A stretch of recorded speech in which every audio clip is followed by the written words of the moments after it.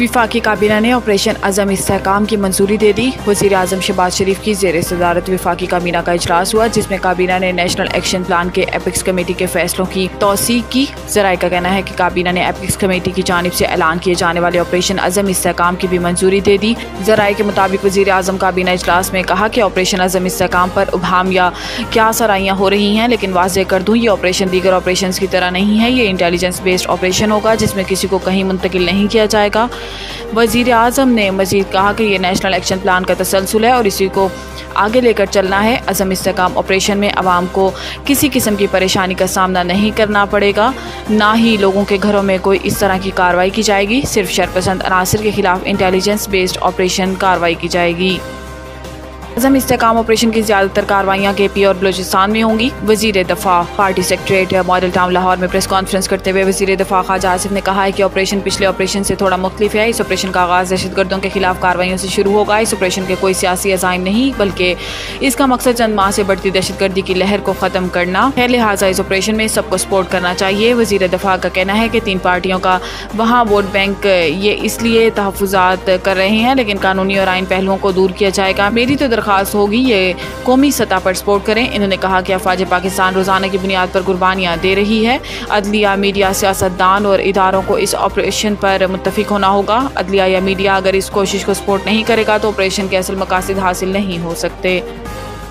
नैब और मईशत साथ नहीं चल सकते, हमने नैब को ख़त्म करना है। बिलावल भुट्टो ज़रदारी। कौमी असम्बली में इज़हार ख्याल करते हुए बिलावल भुट्टो ज़रदारी ने कहा कि जब पीपल्स पार्टी ने हुकूमत की हिमायत की तो एक मुआहिदा किया जिसके तहत हुकूमत को बजट और PSDP हमारे साथ मिलकर बनाना था, मगर इस पर अमल नहीं किया गया। मिलकर बजट बनाते तो अच्छा होता। इन्होंने कहा कि हुकूमत को बजट पर अपोजिशन से भी बात करके इनकी तजावीज़ लेनी चाहिए थी, इससे अच्छा तासुर जाता। शहबाज शरीफ ने चार्टर ऑफ इकॉनमी की बात की थी। पाकिस्तान का लॉन्ग टर्म मसला इसके बगैर हल नहीं होगा। ये चार्टर सबके मशवरे से बनाना होगा, कहीं से डिक्टेट नहीं होगा। हमें दुनिया को पैगाम देना होगा कि पाकिस्तान ने अपनी मईशत के लिए 20 साल प्लान बनाया है। चेयरमैन PP ने अशिया पर सेल्स टैक्स जमा करने का इख्तियार सूबों को देने का मुतालबा करते हुए कहा कि अगर सूबे हदफ हासिल नहीं करते तो अपने बजट से हदफ पूरा करेंगे। सरप्लस सेल्स टैक्स की सूरत में सूबे इजाफी रेवेन्यू अपने पास रखेंगे। मखसूस नशिस्तें मुतनासिब नुमाइंदगी के असूल से हट कर नहीं दी जा सकती। Supreme Court chief justice Pakistan Qazi Faez Isa की सरबराही में सुप्रीम कोर्ट के 13 रुकनी फुल कोर्ट ने सुन्नी इत्तेहाद कौंसिल की मखसूस नशिस्तों से मुतल्लिक केस की समाअत की, जिस दौरान सुन्नी इत्तेहाद कौंसिल के वकील फैसल सदीकी ने दलाइल देते हुए कहा कि कागजात नामजदगी में चेयरमैन की सुन्नी इत्तेहाद कौंसिल से वाबस्तगी जाहिर होती, मगर सुन्नी इत्तेहाद का निशान न मिलने पर चेयरमैन ने बतौर आज़ाद उम्मीदवार इंतखाबात लड़े।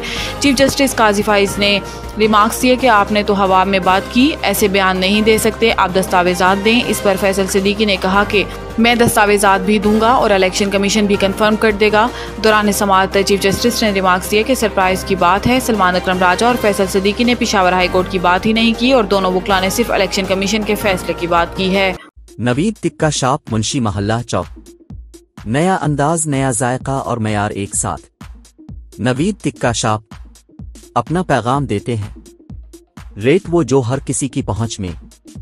नवीद टिक्का शाप की नई आइटम में फिश टिक्का, चिकन पकौड़ा, सज्जी, चिकन टिक्की, आलू चिकन टिक्की, शामी कबाब। बेहतरीन और साफ सुथरा माहौल, जायकेदार बेहतरीन खानों का मरकज, एक बार जरूर आजमाएं।